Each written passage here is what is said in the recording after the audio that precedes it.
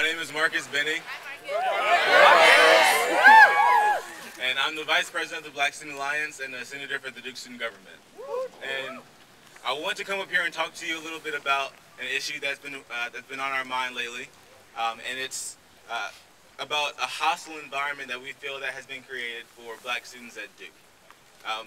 On January 10th, 2012, just a couple days ago, the Chronicle of Higher Education published an article. It was an unpublished news story that profiled Black students at Duke University and misrepresented us as underperforming students, and attributed this to us switching from so-called difficult to easier majors. How many of you all are humanities or social sciences majors here? Woo! What we want to make clear to you all is that this isn't just a Black issue.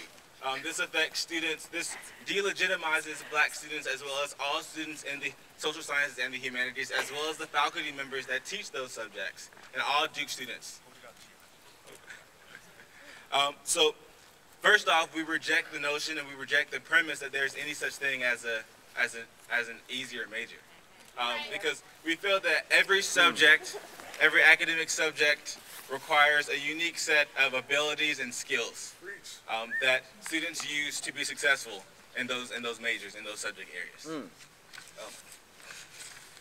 But this isn't the first time that Black students at Duke have felt attacked by members of the Duke community.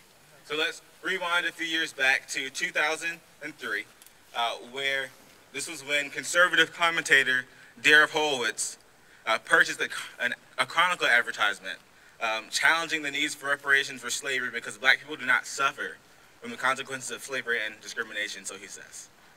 Black students felt as if the response from the Duke administration was inadequate.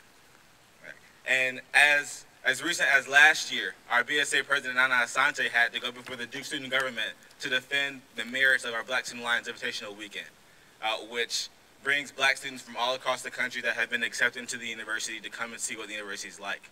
So as recent as last year, our BSA President had to come and defend the merits of this invitational weekend, and we didn't feel as if, to this day, that there's been any adequate response by the Duke administration on this issue.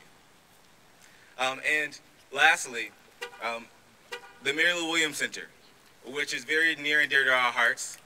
We feel as if the lack of resources, the over-promises, and lack of deliverance on those promises by the Duke administration is unwarranted, unfounded, and we take issue with that as well. So we're asking for 4 very important and distinct things. To provide clarity around protocols surrounding the rights of students who participate in research and to be fully informed of the capacities in which the research will be used. Second, to provide transparency, a complete public account regarding the university's effort to ensure an optimal learning environment for Black students, namely to close its achievement gap since the CLL, which was the report by which the article was written, was completed. Thirdly, provide data that can be used to determine that there is a correlation between a lack of Black faculty and a lack of Black student involvement in those particular departments. To publicly stand with us against this attack on the academic achievement of all students in the humanities and the social sciences and Black students in this university.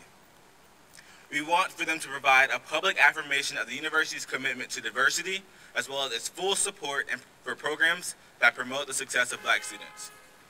To put it bluntly, we're tired of justifying our right to be here at this university and fighting for the resources that we need. And at this point, we're demanding that the university reaffirm these things that are true and dear to us and so crucial to our education at Duke. Thank you.